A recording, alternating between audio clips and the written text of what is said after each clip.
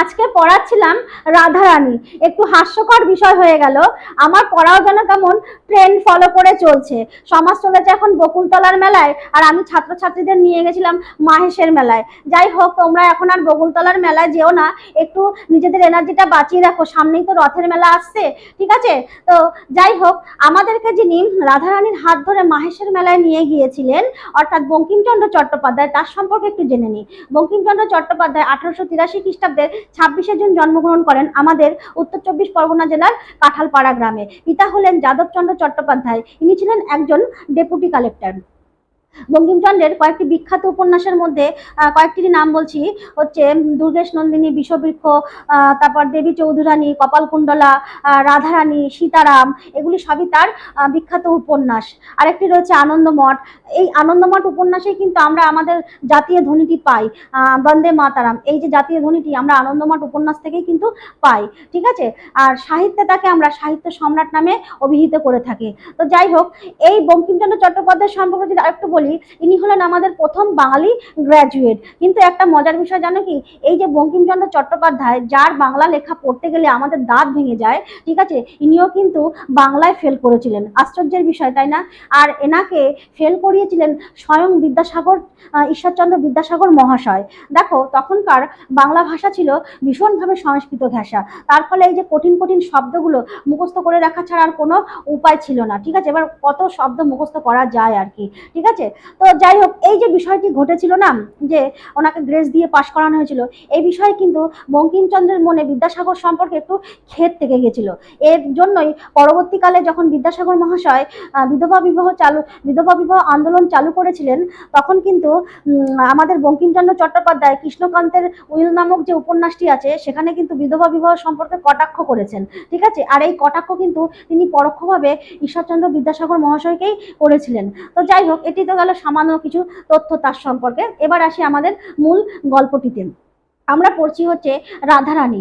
রাধারানী গল্পটি রাধারানী উপন্যাসের প্রথম পরিচ্ছেদ থেকে গৃহীত হয়েছে। ঠিক আছে? গল্পটির সমাজচিত্র এত মজাদার, এত সুন্দর, গল্পটি পড়তে থাকলে মনে হয় কি যেন আমি একটা ব্ল্যাক অ্যান্ড হোয়াইট মুভি দেখতে আরম্ভ করে দিয়েছি। গল্প তো না, যেন একটা মুভি দেখছি। চরিত্রগুলি যেন বইয়ের পৃষ্ঠায় একদম ফুটে উঠছে, এত সুন্দর লেখনী, মানে ভাষায় প্রকাশ করার দায়। ঠিক আছে? তো যাই হোক, এখানে দেখা যাচ্ছে কি, একটি ছোট্ট বালিকা, যার নাম রাধারানী, 11-12 বছর বয়স, সে গেছে মাহেশের মেলায় একটি বুনো ফুলের মালা গেঁথে নিয়ে এসে বিক্রি করতে গেছে, যেটা বিক্রি করে সে কিছু পয়সা পেলে মায়ের জন্য পথ্য কিনে নিয়ে আসবে, মানে ওষুধ কিনে নিয়ে আসবে। তার মা ভীষণভাবে অসুস্থ, বিধবা একজন মহিলা। ঠিক আছে? একজন আত্মীয়ের সঙ্গে মোকদ্দমায় তারা তাদের সহায় সম্বল সব হারিয়ে বসে আছে। এখন আহারের সংস্থান করাও তাদের পক্ষে কষ্টকর বিষয় হয়ে উঠেছে। তাই রাধারানী কয়েকটি বুনো ফুল কুড়িয়ে মালা গেঁথে গেছে মাহেশের মেলা। এই মাহেশ হচ্ছে আমাদের হুগলি জেলার কাছে অবস্থিত, হুগলি জেলার কাছে শ্রীরামপুরে অবস্থিত। ঠিক আছে? এটি কিন্তু আমাদের রথযাত্রার জন্য ভীষণ বিখ্যাত একটি জায়গা। মাহেশ কিন্তু রথযাত্রার জন্য বিখ্যাত জায়গা, ভারতের দ্বিতীয়তম স্থান অধিকার করে আছে। ঠিক আছে? রথযাত্রার দিক থেকে। তো যাই হোক, তো এবার এই যে মাহেশে যে রাধারানী গেছে, এখানে যখন মেলাটি শুরু হয়, দেখা যাচ্ছে কি কিরকম করুণ অবস্থা। দেখো, মেলাটি শুরু হতে না হতেই মুষলধারে বৃষ্টি এসে মেলা ভেঙে যায়। তার ফলে তার মালাটি আর বিক্রি হয় না। তাই রাধারানী মালাটি নিয়ে বুকে চেপে নিয়ে বাড়ি ফেরার চেষ্টা করতে শুরু করে। এই যে অবস্থা, বাড়ি ফিরতে যে যাচ্ছে, প্রচন্ড পরিমাণে বৃষ্টিতে, রাস্তা তো কাদা ভর্তি, এবার সে যেতেও পারছে না, এদিকে অন্ধকার, যেতে পারছে না, বারবার আছাড় খেয়ে পড়ছে আর উঠে দাঁড়াচ্ছে আর কাঁদছে। ঠিক আছে? আবার পড়ছে আবার কাঁদছে। এই যে সমাজচিত্র, এই যে সিনটা ভাবলেই মানে এত মানে করুণ দৃশ্য, বলার মতো না। এই সমস্ত সমাজচিত্র আর কোনো গল্পে ফুটে ওঠে না এখনকার। তো যাই হোক, এবার দেখা গেল কি, সে যখন যাচ্ছে, হঠাৎই তার গায়ের উপর একজন পথচারী এসে পড়ে। ঠিক আছে? তখন সে তার কান্না থামিয়ে, পথচারীটি যখন তাকে জিজ্ঞাসা করছে তুমি কে কাঁদছো, তখন সে তার কান্না থামিয়ে দেয়। তার কণ্ঠস্বরটা তার এতই দয়ালু বলে মনে হয়। যদিও রাধারানী খুবই ছোট বালিকা, তবুও তার এতটুকু বোধশক্তি হয়েছে, কণ্ঠশব্দ শুনে, কণ্ঠের সুর শুনে সে কিন্তু বুঝতে পেরেছে যে লোকটি একটু হলেও দয়ালু। ঠিক আছে? তো রাধারানীর সঙ্গে সেই পথচারীর কথায় সে পথচারীর নাম হচ্ছে রুক্মিণী কুমার রায়। তোমরা দেখেছো, গল্পটির মধ্যে পড়েছো, ঠিক আছে। তো রুক্মিণী কুমার রায় তাকে প্রথমে নিতান্তই একটা ছোট বালিকা বলে ভেবেছিল, কিন্তু যখন সে তাকে হাত ধরতে বলে, তার স্পর্শে সে বুঝতে পারে অতটা ছোটও সে নয়। তখন সে তার বয়স জিজ্ঞাসা করে, জানতে পারে যে 11-12 বছর বয়স। রুক্মিণী কুমার রায় মিষ্টি মিষ্টি কথায় তার কাছ থেকে তার সমস্ত কথাগুলো আদায় করে নেয়, যে সে কেন এখানে এসেছে বা কি কারণ, সবকিছুই জিজ্ঞাসা করে নেয়। আর রাধারানী তার সমস্ত দুঃখের কথা বলে দেয়। এবার দেখো, রুক্মিণী কুমার রায় যে নিতান্তই দয়ালু লোক, সেটা কিন্তু সত্যি প্রমাণিত হয়ে গেল। রাধারানী কিছু ভুল ভাবেনি, ছোট হলেও সে কিন্তু তার বুদ্ধিতে বুঝতেই পেরেছে লোকটি নিতান্তই দয়ালু। সে কিন্তু তার কাছ থেকে মালাটি কিনে নেবে, সে যদি মালা বেচে তার কাছ থেকে সে মালা কিনবে। অর্থাৎ এটা কিন্তু তার একান্তই, রুক্মিণী কুমার রায় তাকে সরাসরি সাহায্য না করে পরোক্ষভাবে সাহায্য করতে চেয়েছিল।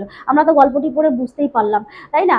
তো দেখা গেল কি, যে রাধারানী যখন মালাটি বিক্রি করলো, রুক্মিণী কুমার রায় তাকে যে টাকাটি দিল সেটি চকচক করছে বলে, রাধারানী ছোট হলেও দেখো লোভী নয়, ঠিক আছে। সে বলল, কি এটা পয়সা না টাকা, এত চকচক কেন করছে?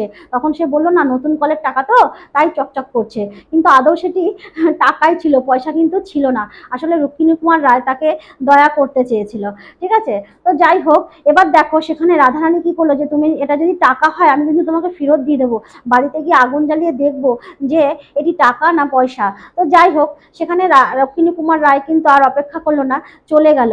সেখানে কিন্তু তার যে একটি পরনের কাপড়ও নেই, দুটি মাত্র কাপড়, একটি শুকিয়ে ভেজা রয়েছে আর একটি ও আঁচল নিংড়ে পড়বে, সে কথাও কিন্তু সে জানতে পারলো।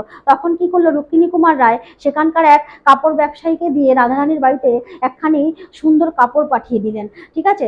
এবার দেখুন, তখন কাপড় নিয়ে যখন সে সেই টাকাটি ভাঙিয়ে ওষুধ কিনে নিয়ে এসে মায়ের জন্য সামান্য রান্না করে ঘর পরিষ্কার করার জন্য ঝাড় দিচ্ছে, তখন কিন্তু সে আবার একখানা টাকাও পেল, নোটও পেল, যার মধ্যে সে নিজের নাম এবং রাধারানীর নাম লিখে দিয়ে গেছিল, যাতে কেউ টাকাটা চোরানোর না ভাবে। এই যে গল্প, এই যে সুন্দরভাবে একটার পর একটা কাহিনী আসছে, এত সুন্দর গল্পটা সে বলার মতো নয়। আর এখানে একটা কথা রয়েছে, এই কথাটা তো আমার এত ভালো লাগে। দেখো এখানে রয়েছে না, আমরাও ভিখারি হইয়াছি, দান গ্রহণ করিয়া খরচ করি। কারণ দেখো, তারা তো আর আগে এরকম অবস্থা ছিল না, তারা যথেষ্ট সচ্ছল পরিবার ছিল, ঠিক আছে। ভাগ্যের দায়ে তারা এখন ভিখারি হয়ে গেছে, তাই লোকে যা দান করবে সেই খরচা করে চলবে। এত অসাধারণ লেখনী সে, মানে আমি কি বলবো, আমার এই সমস্ত উপন্যাস পড়লে মানে সারাদিন পড়তে ইচ্ছা করে আর সারাদিন বলতেও ইচ্ছা করে। তো যাই হোক, এই তো গেল। এবার দেখো, তারা কিন্তু গরিব হলেও তারা কিন্তু লোভী নয়। তারা রুক্মিণী কুমার রায়কে রীতিমতো কিন্তু খোঁজার চেষ্টা করেছে। সারা পরের দিন সকালবেলায় পুরো এলাকাতেই তারা খোঁজ খবর করেছে, কিন্তু রুক্মিণী কুমার রায়ের কোনো কিন্তু খোঁজ তারা পায়নি। তার সত্ত্বেও কিন্তু তারা টাকাটি, ওই নোটটি রেখে দিয়েছে, খরচা করেনি। দেখো কি সুন্দর বলেছে, তারা দরিদ্র হলেও কিন্তু তারা লোভী নয়। এত সুন্দর গল্প, পুরো গল্পটিই পড়বে। এখানে আমি কিছু শব্দার্থ লিখে দিয়েছি, তোমরা গল্পটি যত পারো রিডিং করবে। রিডিং করলে কি হবে, তোমাদের তখন এমসিকিউ টাইপ হবে, ঠিক আছে। কোশ্চেনগুলো এমসিকিউ টাইপের, তোমরা কিন্তু উত্তর দিতে পারবে, ঠিক আছে। যত গল্প খুঁটিয়ে পড়বে তত ছোট ছোট প্রশ্নের উত্তরগুলো কিন্তু তোমরা দিতে পারবে, ঠিক আছে। আমি কিছু শব্দার্থ এখানে লিখে রেখেছি, শব্দের অর্থ একটু জানতে হবে, কারণ একটু অন্য রকমের বাংলা তো পড়তে হবে। এনার বাংলা ভাষা এখানে যথেষ্ট সাবলীল ভাষা রয়েছে, যেটা বুঝতে কোনো অসুবিধা নেই। নবম শ্রেণী বলেই এত সহজ। যখন তোমরা উঁচু ক্লাসে উঠবে, যখন হায়ার স্টাডিতে পড়বে বা অনার্স নিয়ে পড়বে বাংলায় আমাদের মতন, তখন দেখবে যখন বঙ্কিমচন্দ্রের যদি কিছু থাকে তখন পড়ে দেখবে যথেষ্ট কঠিন ভাষা, কিন্তু অবদ্ধ নয়। যত পড়বে তত ভালো লাগবে। ভীষণ ভীষণ ভালো তার উপন্যাসগুলো, সমস্ত উপন্যাসগুলো দারুণ, ঠিক আছে। এখানে আমি শব্দার্থগুলো লিখে দিয়েছি, তোমরা কিন্তু শব্দার্থগুলো পড়বে। এখানেগুলো আর আমি বলছি না, এখানে একটা শুধু বলি, যে কাপুরে মিনসে, এখানে দেখো ওরা হেসে ফেলেছিল বলে আমি বলছি কাপুরে মিনসে। এই যে কথাটাকে আমরা অনেকে কিন্তু খারাপ ওয়ার্ড বলে মনে করি, মিনসে কথাটা কিন্তু খারাপ নয়, এটি পুরুষ মানুষ অর্থে বোঝায়। আমরা যখন ক্লাস 9-10-এ পড়তাম বা 11-12-এও, আমাদের স্যারেরা আমাদের ক্লাসে কিন্তু আমাদেরকে পুরো গল্পটাই রিডিং পড়াতো। এখনকার ক্লাসে স্কুলে কি করায় আমি কিন্তু সঠিক জানি না, ঠিক আছে। আমি তো শুনি স্টুডেন্টদের কাছে, তাদেরকে কিন্তু ক্লাসে এইভাবে গল্পের রিডিং খুব একটা পড়ায় না। যাই হোক, আমাদের বেলায় কিন্তু স্যারেরা রীতিমতো রিডিং পড়াতো। আর যদি কোনো গল্পের মধ্যে এই টাইপের কোনো স্ল্যাং থাকতো না, আমাদের কান গরম হয়ে উঠতো।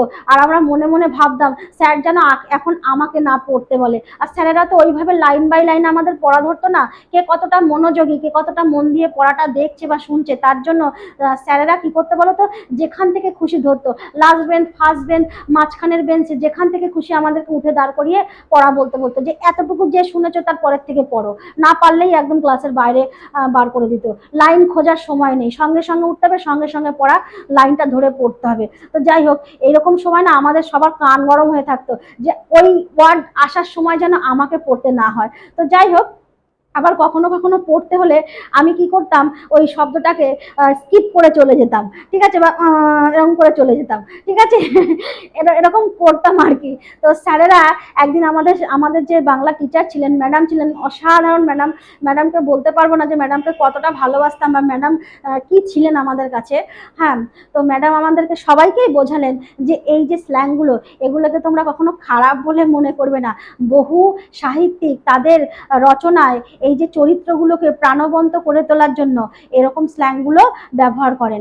যে চরিত্রটা একটু নিম্ন শ্রেণীর চরিত্র, যে অশিক্ষিত চরিত্র, তার মুখে তো স্ল্যাং থাকবে। আমরা যেরকম সমাজে দেখি, তাই না, যারা একটু পড়াশোনা কম করে, বা এখনকার দিনে তো শিক্ষিতরাও রীতিমতো সারাক্ষণ গালাগালি দিয়ে কথা বলছে, ঠিক আছে, সেটা না, আমি পড়াশোনার ক্ষেত্রে বলছি, যারা যখন সাহিত্যিক লেখেন তখন এই যারা একটু অশিক্ষিত, যারা একটু নিম্ন শ্রেণীর মানুষ, তারা কি করে, ভাষার মধ্যে নানা রকম স্ল্যাং ব্যবহার করে কথা বলে। এইবার এই চরিত্রগুলিকে সঠিকভাবে যদি জীবন্ত করতে হয়, তাহলে কিন্তু তাদের সেই স্ল্যাংগুলোকে গল্পের মধ্যে বা উপন্যাসের মধ্যেও কিন্তু লিখতে হবে। এবার আমরা ছাত্রছাত্রীরা ক্লাসে সবার সামনে পড়ার সময় একটা অকওয়ার্ড ফিল করি, ঠিক আছে, এটা করলে চলবে না, এটা লজ্জার কোনো বিষয় নেই বা কোনো খারাপ লাগারও বিষয় নয়, এটা আমাদেরকে ম্যাম বুঝিয়েছিলেন। সেই হিসাবেই কিন্তু আমি আমার ছাত্রছাত্রীদেরকে আজকে পড়াচ্ছিলাম ঠিকভাবে। তো ওরা হেসে দিয়েছে, তা আমিও ওদেরকে বোঝালাম যেভাবে ঠিক আমাদের ম্যাম বুঝিয়েছিলেন। হয়তো অতটা ভালো করে বোঝাতে পারিনি, সেই ম্যাম যে কি ছিলেন আমি ঠিক ভাষায় বোঝাতে পারবো না, মানে শ্রদ্ধেয়, কি বলবো, আমার সেই ম্যাম আমার খুবই প্রিয় ম্যাম ছিলেন। তো যাই হোক, তো এই শব্দগুলো কিন্তু কোনো খারাপ নয়, মিনসে এটাকে পুরুষ অর্থে বোঝানো হচ্ছে। আমরা যখন ছোটরা পড়ছি না, তখন এরকম অনেক স্ল্যাং হয়তো আরও ক্লাসে গল্পের মধ্যে আসতে পারে, আরও, এটা তো তাও একটু ভালো শব্দ, আরও অনেক যেগুলো শুনতে খুবই খারাপ লাগবে এরকম কিন্তু শব্দ রয়েছে। এগুলোকে তোমরা কখনোই খারাপ বলে বিচার করবে না, এগুলো হচ্ছে সাহিত্যিকরা ক্যারেক্টারটাকে প্রাণবন্ত করার জন্যই কিন্তু ব্যবহার করেছেন, আদার্স কোনো ব্যাপার নয়, ঠিক আছে।